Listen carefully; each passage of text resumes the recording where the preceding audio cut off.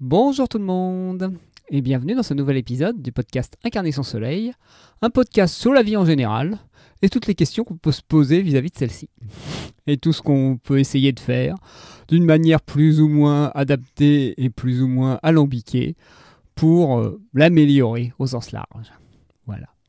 Alors, de quoi j'ai envie de vous parler aujourd'hui ? Du rapport au perfectionnisme.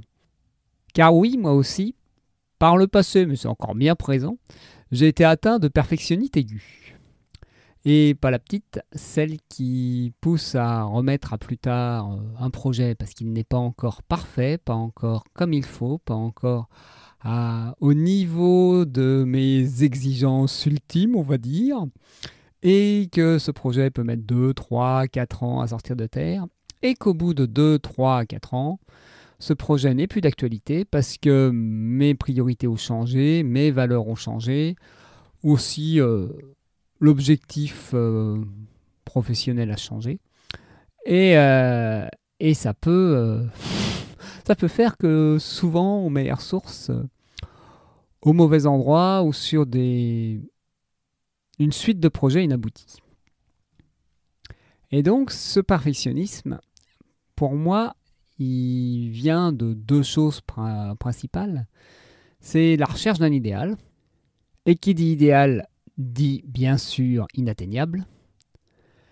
Et donc, vu qu'il est inatteignable, si on veut vraiment atteindre cet idéal, on ne finit jamais le projet. Ou si on accepte de le finir, on n'aura pas atteint l'idéal précité. Et donc, il y aura une frustration ou un goût de pas assez. Et donc, ça génère de la culpabilité de ne pas être capable de concrétiser le projet qu'on avait dans la tête. Bien sûr, ça rajoute une baisse d'estime de soi. Un petit « je suis nul parce que je n'y arrive pas ». Ça génère beaucoup de frustration. Et quand on a des projets sur le long terme qu'on n'arrive pas à finir, ça peut aussi provoquer pas mal de découragement et de démotivation. Et derrière tout ça, il y a une recherche de reconnaissance et une volonté de prouver sa valeur. Mais avec derrière un complexe, je dirais, de supériorité, qui est bien sûr basé sur un complexe d'infériorité. Le côté « je suis nul », mais je me sens tellement capable de choses énormes que j'ai envie de le prouver. Mais en n'arrivant pas à ces choses énormes, on se considère comme nul, et donc ça fait un petit cercle vicieux de plus je me sens nul, plus j'ai envie de prouver que je suis grand, et donc plus je deviens perfectionniste. Voilà. On peut en arriver à ces extrêmes-là. Et donc, bien sûr, sans lâcher cette volonté de prouver au monde qu'on est génial, ou d'atteindre ce résultat démesuré, on n'en sort pas trop. Et les conséquences que je dirais néfastes de cette tendance à vouloir toujours en faire parfait, c'est que ça ne permet pas déjà l'essai, la tentative, ça ne permet pas l'échec non plus. Donc on peut en arriver même à un système où il faut tout faire du premier coup parfaitement, ce qui peut mettre une sacrée pression. Pour ma part, je me suis rendu compte que l'apprentissage pour moi maintenant devenait difficile dans les domaines où je n'avais pas de facilité. Par exemple, sur le domaine physique, j'ai essayé de me mettre à la capoeira et au début, c'était une torture pour moi parce que j'étais face à mon incompétence et donc ça démolissait totalement la croyance que j'étais supérieur, que j'étais un dieu. Non, je ne suis pas compétent partout et j'ai des endroits où il faut que j'apprenne et où j'ai besoin d'accepter de pouvoir faire des erreurs et que tout ne soit pas parfait dès le départ. Et ça a réveillé beaucoup de frustration. Et ça m'a fait descendre de mon piédestal, ce qui m'a fait le plus grand bien, ce qui m'a permis de lâcher en m'exerçant sur un domaine qui me plaît mais que je ne maîtrise pas. Ça m'a permis de lâcher mon perfectionnisme. Également dans les autres domaines où je me sens plus compétent. Et donc pour en revenir aux dégâts, entre guillemets, de ce perfectionnisme, déjà il y a la procrastination sur l'atteinte du résultat ou même sur le passage à l'action.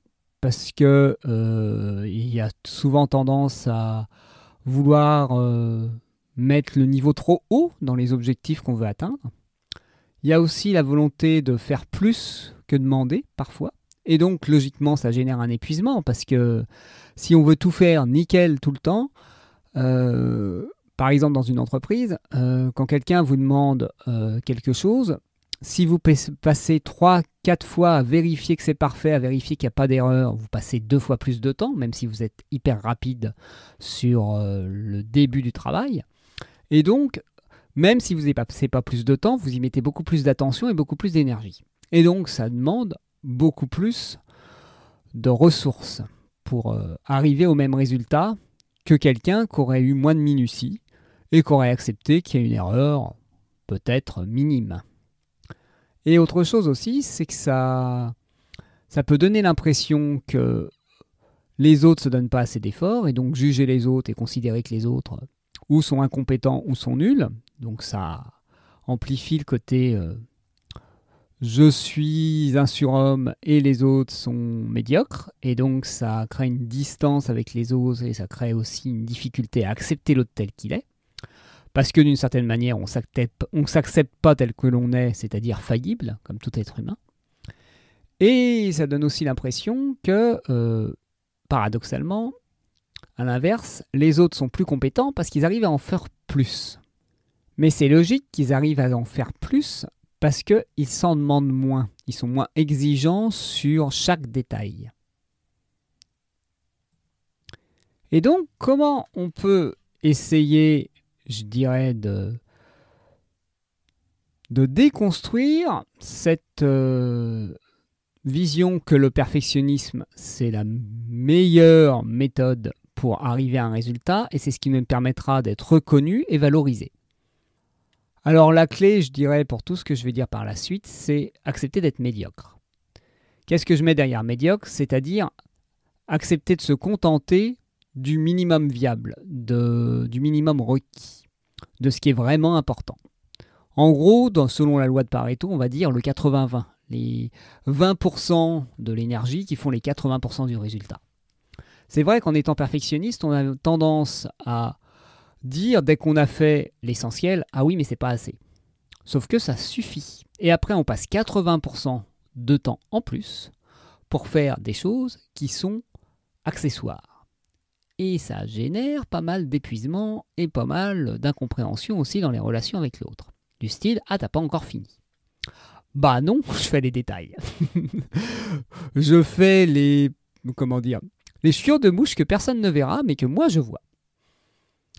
Donc il faut aussi accepter que ce qui est important, surtout quand c'est un travail pour l'autre, que le résultat soit acceptable pour l'autre, mais pas pour soi.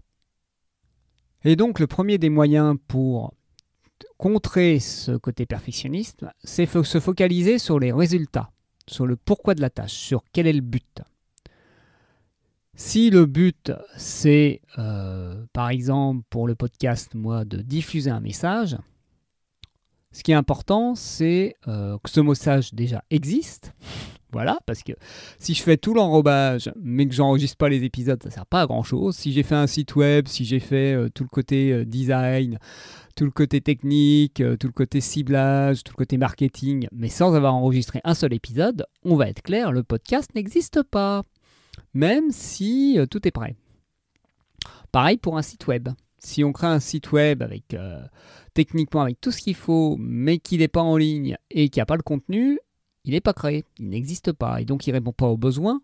Le besoin, c'est pas d'avoir un site web en réalité. Le besoin derrière, c'est de diffuser une information, c'est de passer un message, c'est de, par exemple, vendre son activité, vendre des produits, diffuser des articles, etc. C'est pas d'avoir un site web. Et surtout pas un site web parfait, parce que, sauf si vous êtes web designer, il n'a pas besoin d'être parfait. Et une phrase qui est bien pour ça, c'est la version 1 est toujours meilleure que la version 0. Et oui, mieux vaut quelque chose qui existe que quelque chose qui n'existe pas.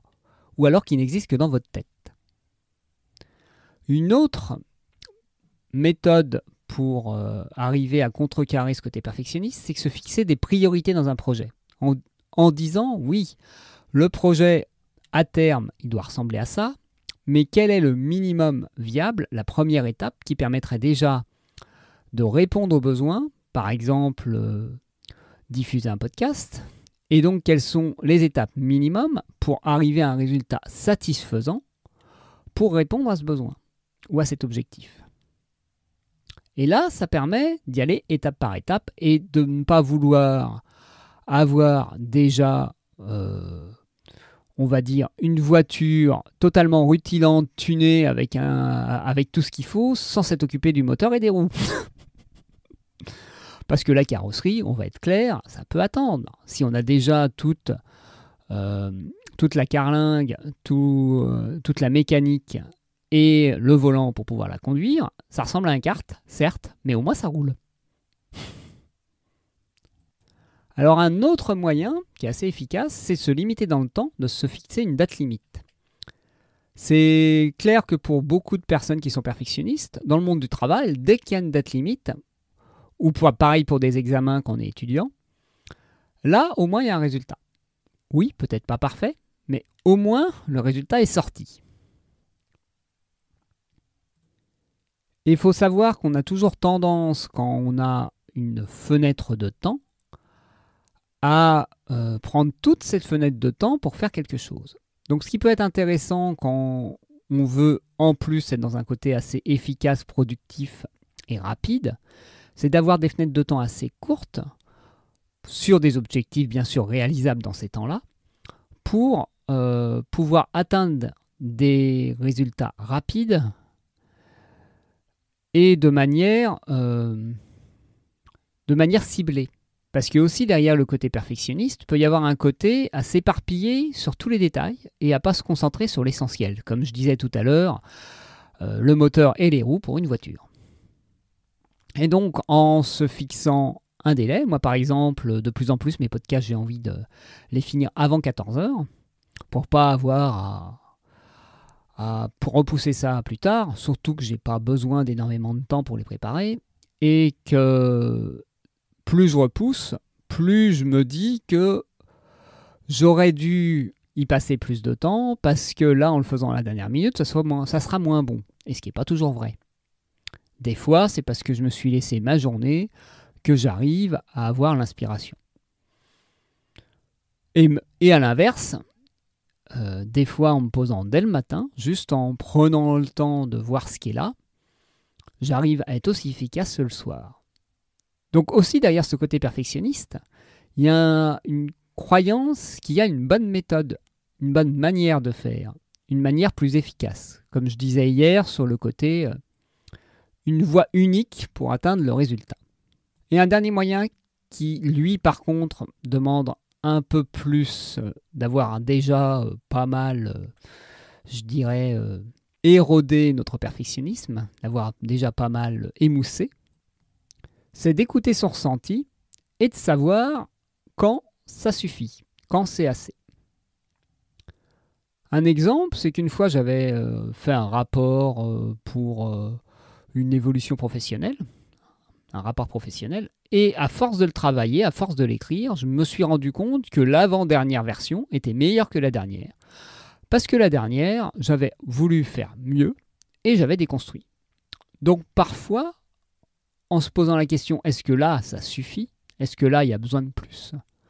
On peut arriver à s'arrêter. Mais c'est vrai qu'en tant que perfectionniste, au début, on pense qu'on peut toujours faire plus, on pense qu'on est Dieu, donc on peut toujours faire mieux. Et on ne pense pas qu'on a des limites. Donc on se dit, ah oui, mais si j'y passe plus de temps, si je mets plus d'efforts dessus, j'arriverai à faire mieux. Eh bien non, des fois on fout le bordel. Imaginez pour un gâteau, si on rajoute un ingrédient en plus et qu'on en rajoute des tonnes. J'ai un exemple tout bête, quelqu'un nous a offert un mélange d'épices qui semblait intéressant de prime abord, mais ils ont tellement mélangé des mélanges d'épices que ça n'a plus de goût. On pourrait dire, ah oui, en mettant plus, ce sera mieux. Mais non, là c'est pire, parce que c'est un gloubi-boulga. Et donc, il n'y a plus d'identité, il n'y a plus l'essentiel, comme je disais tout à l'heure. Il n'y a plus... En gros, il y a une perte de sens. Pourquoi ce mélange d'épices a été créé ? Qu'est-ce qu'il apporte dans un plat ? Et c'est un peu pareil pour le côté perfectionniste. Si on essaye de se focaliser sur les détails, de se focaliser sur tout ce qui n'est pas essentiel, on peut des fois perdre le sens, perdre ce qui est, je dirais même l'âme de l'objectif ou du projet. Un exemple qui peut bien illustrer la situation, c'est par exemple de vouloir faire une pub pour pouvoir se rapprocher de ses potentiels clients et créer un sentiment de proximité, et à vouloir faire une pub tellement parfaite, visuellement tellement esthétique, que cela va créer une distance avec les spectateurs et donc que ça n'atteindra pas l'objectif recherché. Ah oui, le perfectionniste sera content parce que le résultat sera parfait, mais il ne sera plus en phase avec le besoin initial. Et donc c'est ça qui peut être aussi la clé pour le perfectionniste, c'est de se dire mais quel est réellement le besoin. Moi je l'ai beaucoup vu en informatique, c'est informatique qui est mon ancien métier, c'est à quel point on se focalisait sur l'outil et qu'on en oubliait la raison initiale du projet et qu'on se focalisait tellement sur la technique que l'outil pouvait même parfois devenir inutilisable. Alors, pour vos futurs projets, concentrez-vous sur ce qui est essentiel pour vous. Apprenez à mettre de côté ou dans un second temps ce qui peut être superflu ou moins prioritaire. Et vous verrez, vous arriverez à faire plus et vous serez plus satisfait, paradoxalement, du résultat et de ce que vous arriverez à réaliser. Parce que vous vous sentirez moins incompétent, paradoxalement, moins un imposteur, parce qu'il y a aussi ça derrière le perfectionnisme, il y a ce côté « je suis un imposteur », tout en me croyant Dieu. Et ça vous permettra aussi d'être plus tolérant vis-à-vis des autres, et je dirais même d'être plus aimable. Parce que vous aimerez plus, vous accepterez plus tel que vous êtes, et donc vous aimerez plus les autres et les accepterez plus tels qu'ils sont. Et ça permettra de mettre plus d'harmonie dans votre vie, ce que, je pense, ne vous déplaira pas. Et bien sur ce, je vais vous souhaiter une magnifique journée, et peut-être aussi de bonnes préparations de fêtes de fin d'année, que ce soit les cadeaux de Noël ou tout autre sujet de réjouissance, pour vos retrouvailles familiales ou amicales. Et je vous dis à très bientôt pour un nouvel épisode.